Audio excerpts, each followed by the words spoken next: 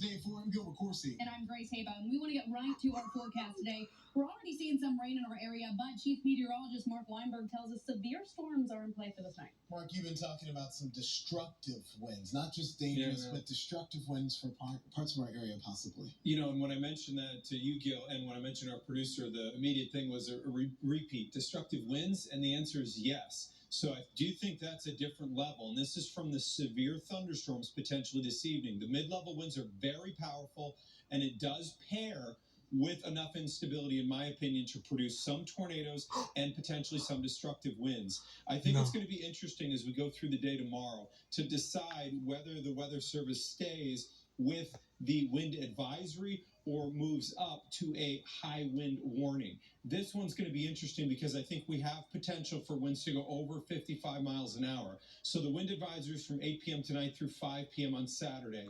This is a very unique one. You'll notice there's two high risks separated. Scientifically, we call this bimodal. When's the last time we had a bimodal high risk where they're separated like this? April of 2012. These are very rare.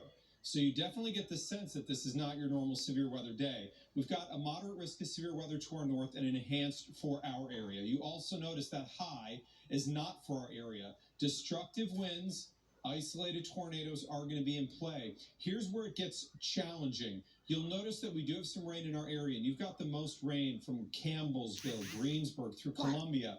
But we do have an area of rain that is developed out ahead, and you can see it's from Mount Vernon through Carbondale.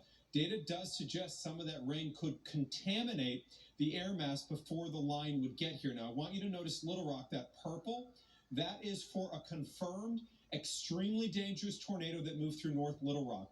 I worked in the Little Rock market once, and I can tell you where this went. It's not good, but I really want you to focus. There's storms in Little Rock, and then there's storms in western Arkansas. So there are distinctly two lines. Critical to note. So are we warm enough right now at 66? Marginally, I would say yes. You're like, Mark, the dew point's not at 60. I would say yet. The conditions are there, especially in my personal opinion, west of I-65. This is through 7. And you will notice that you see a cluster of rain and thunderstorms at 9. That's not the severe line. There are storms out ahead of what is the primary line in our western counties between 10 and 11, Louisville close to midnight. And you can see as it goes east of I-65, intensity comes down a little. I'm not saying there's no severe threat. I'm just saying I think west of I-65, the threat's higher. 50% 7, 9 p.m. 60%. Your severe weather threat goes up significantly near midnight. We'll walk through the whole night of these storms, and we'll go through each one of those threats again in 10 minutes.